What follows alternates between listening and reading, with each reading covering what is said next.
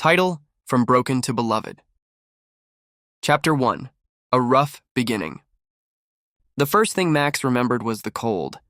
The concrete floor of the garage was always damp, and the chain around his neck bit into his fur. His first owner, a man named Carl, had brought him home as a puppy, a tiny, wriggling golden retriever with oversized paws and hopeful eyes. But hope didn't last long. Carl wasn't a patient man. When Max chewed on shoes, as puppies do, he was kicked. When he barked, as dogs do, he was sprayed with water and yelled at. When he cowered, as frightened animals do, Carl would yank his chain and laugh. "Useless mutt," Carl would grumble, tossing him scraps instead of real meals. Max learned quickly. He learned that hands could hurt, that voices could be sharp, that the world was not a kind place. Chapter 2: The Breaking Point. One winter night, when Max was 2 years old, Carl came home smelling of smoke and anger. Max, curled in the corner, instinctively flattened himself against the ground. But it didn't matter. Carl was in a rage, something about money, about losing. His boot connected with Max's ribs, sending him skidding across the floor with a yelp. Again. When Max tried to crawl away, Carl grabbed the chain and dragged him back. "You're nothing," Carl sneered. "Worthless." That night, shivering and sore, Max stopped hoping. Chapter 3: A New Chance. Then one day, everything changed. Carl had left the garage door open, and Max, driven by some desperate instinct, slipped out. He ran, past the fences, through the alleys, until his paws ached and his lungs burned. He didn't stop until he collapsed on the sidewalk outside a small cafe. That's where she found him. Emily, a young woman with gentle hands and a soft voice, knelt beside him.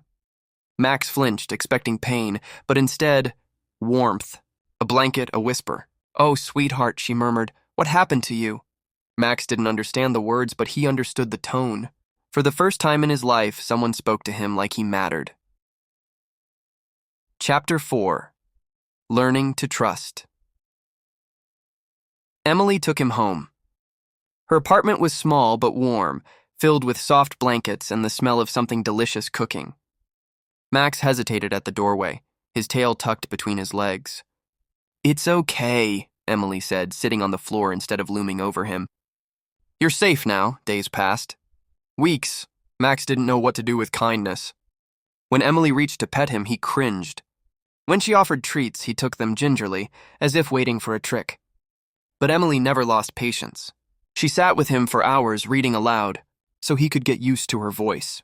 She left food out so he'd never fear hunger again. She never raised her hand in anger, only in love. And slowly, so slowly, Max began to trust. Chapter 5: The First Real Love. The first time Max wagged his tail, Emily cried. The first time he leaned into her touch instead of flinching, she smiled so wide her cheeks hurt. And the first time he licked her hand, a tiny, hesitant gesture, she hugged him gently, whispering, "I love you, Max." "You're home." Max didn't know the words, but he knew the feeling. This was love, real love. Chapter 6: A Life Worth Living. Years passed. Max learned what it meant to be cherished. He had toys now, so many toys, and a bed so fluffy he sank into it like a cloud. He went on walks where no one yanked his leash, only laughed when he stopped to sniff every flower. And Emily, she was his whole world. When she came home from work, Max greeted her like she'd been gone for centuries, wiggling with joy. When she was sad, he rested his head on her lap as if to say, "I'm here." He wasn't useless. He wasn't worthless. He was loved. Chapter 7: The Final Lesson. One evening, as they sat on the couch together, Emily scratched behind Max's ears the way he loved. His muzzle was gray now, his steps slower, but his heart was full. "You're the best thing that ever happened to me," she whispered.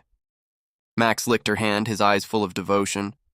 He didn't remember the cold garage anymore. He didn't remember the kicks or the cruel words. All he remembered was her. The end.